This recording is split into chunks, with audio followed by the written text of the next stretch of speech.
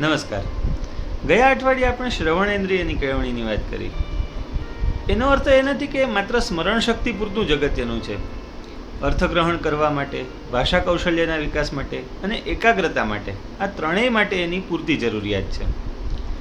તમે એક વાત નોંધી છે, જે મરાઠી લોકો ગુજરાતમાં વસે છે, જેના બાળકો ગુજરાતમાં ઉછરે છે, એ બાળકોનું ગુજરાતી અને મરાઠી બંને ભાષા ઉપરનું પ્રભુત્વ એક સરખું હોય છે.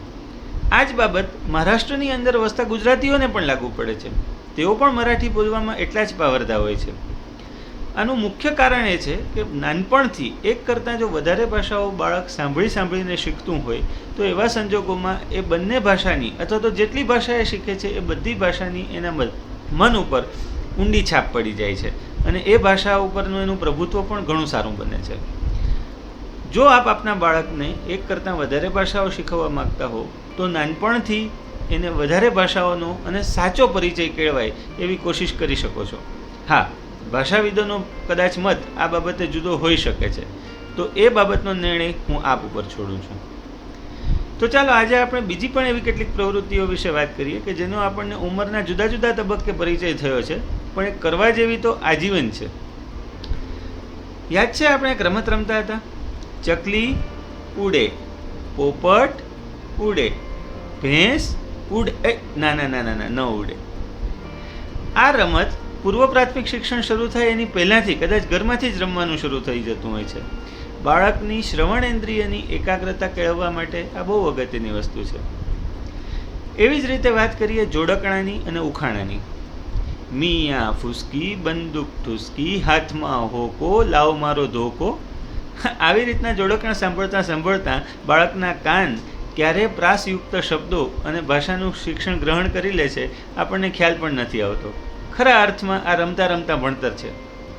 એવી જ રીતે ઉખાણાની અંદર 4 ખૂણાનું ચોખંડું ઊંચે ઉડી જાય, રાજા પૂછે રાણીને આ કયું જનાવર જાય. આવા ઉખાણાઓમાં બાળક ભાષા કૌશલ્ય શીખે છે, સાથે સાથે પોતાની અવલોકન શક્તિ પણ કેળવે છે અને એક જ વસ્તુને જુદા જુદા સ્વરૂપમાં કઈ રીતે રજૂ કરી શકાય એવું પણ શીખે છે.